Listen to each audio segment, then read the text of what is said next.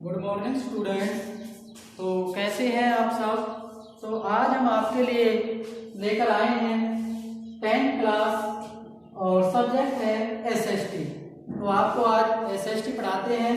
तो बेटा सबसे पहले मैं आपको बताऊं, हमारी जो 10th क्लास की एसएसटी है उसमें हमारी 4 किताबें आती हैं। सबसे पहले इतिहास, उसके बाद राजनीतिक शास्त्र, उसके बाद भूगोल और उसके बाद अर्थशास्त्र। तो आज आपका जो पहला चैप्टर है वो है राजनीतिक शास्त्र से, जिसका नाम है सत्ता की साझेदारी। तो बेटा सबसे पहले आपको मैं बताता हूँ कि हमें चैप्टर के नाम को अच्छी तरह से पढ़ना चाहिए, उसे समझना चाहिए, क्योंकि चैप्टर के नाम जो होता है उसी में हमारा सारा चैप्टर होता है। तो बेटा सबसे पहले हम बात करते हैं सत्ता की। तो देखो सत्ता क्या है। सत्ता का मतलब होता है शासन। सत्ता कहते हैं शासन को।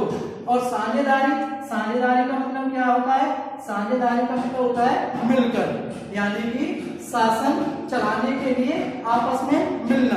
अब हम बात करते हैं, चाहे कोई भी देश हो, किसी भी देश का शासन चलाने के लिए हमें सत्ता की साझेदारी की जरूरत होती है। तो बेटा इसकी डेफिनेशन भी मैंने लिखी है, देश का शासन चलाने के लिए सत्ता की साझेदारी की आवश्यकता होती है या सत्ता की साझेदारी की जाती है। सत्ता की जो साझेदारी होती है इसके 4 रूप होते हैं। कितने रूप होते हैं? 4 रूप। पहला है शासन के अंगों के बीच साझेदारी। तो बेटा सबसे पहले आपको समझना है शासन के अंगों के बीच साझेदारी। तो शासन के अंग कौन कौन से होते हैं ये मैं आपको बताता हूँ। शासन के जो अंग होते हैं वो होते हैं न्यायपालिका, एक होती है कार्यपालिका,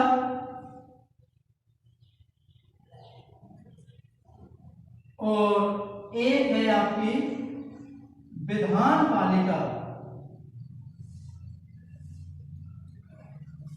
ये जो है हमारी न्यायपालिका, कार्यपालिका और विधान पालिका, ये हमारे 3 शासन के अंग होते हैं। कहने का मतलब है जब ये तीनों अंग आपस में मिल जाते हैं, जब ये तीनों अंग आपस में मिलकर एक होकर शासन चलाते हैं, देश का शासन चलाते हैं, तो इसे सत्ता की साझेदारी कहते हैं। दूसरा है हमारा सरकार के स्तरों के बीच साझेदारी। अब बेटा आपको सबसे पहले ये समझना है सरकार के जो स्तर होते हैं वो कौन कौन से होते हैं। तो सरकार के स्तर में आपको बताता हूं। सरकार के स्तर होते हैं जैसे केंद्र सरकार, एक होती है आपकी राज्य सरकार, और एक होती है आपकी स्थानीय सरकार। ये हमारी 3 प्रकार की जो सरकार होती हैं ये सरकार के स्तर होते हैं। अब हम बात करते हैं जब ये तीनों सरकार आपस में मिलकर देश का शासन चलाते हैं तो इसे सत्ता की साझेदारी कहते हैं। उसके बाद देखिए सत्ता की साझेदारी का जो तीसरा रूप है वो कौन सा है। सत्ता की साझेदारी का तीसरा रूप है दबाव समूह और राजनीतिक दलों के बीच साझेदारी। अब आपको सबसे पहले ये समझना है दबाव समूह क्या होते हैं।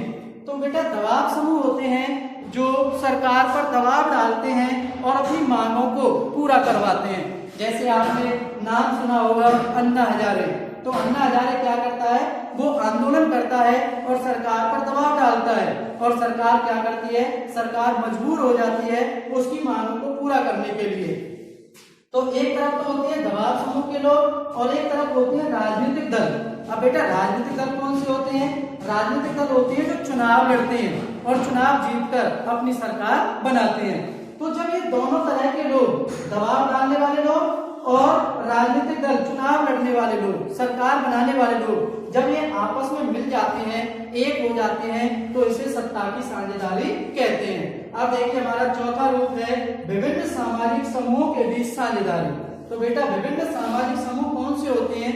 विभिन्न सामाजिक समूह होते हैं जैसे हमारे देश में हिंदू भी हैं, मुस्लिम भी हैं, सिख भी हैं, ईसाई भी हैं।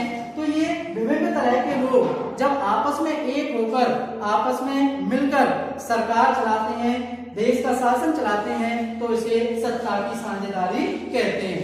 अब बेटा हम बात करते हैं इस चैप्टर में हमें दो देशों के बारे में पढ़ना है। तो इस चैप्टर में एक तो है श्रीलंका और एक है बेल्जियम।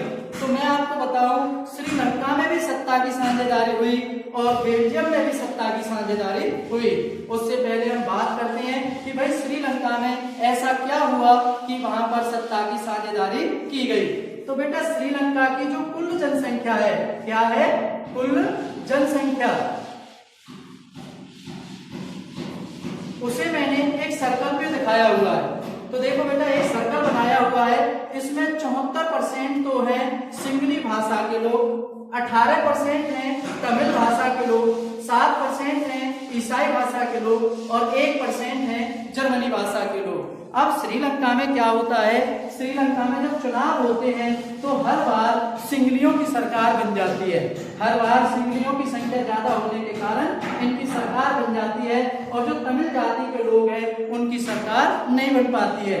इसलिए जो तमिल जाति के लोग हैं वो नाराज हो जाते हैं और आपस में सिंगली लोगों में और तमिल जाति के लोगों में आपस में झगड़ा हो जाता है और श्रीलंका के जो नेता हैं वो फैसला लेते हैं कि भाई हमें इन आपसी झगड़ों का निपटारा करना चाहिए, हमें सत्ता की साझेदारी करनी चाहिए। तो इसलिए श्रीलंका में आपसी झगड़े को रोकने के लिए सत्ता की साझेदारी की गई। ऐसे ही हम बात करते हैं बेल्जियम की।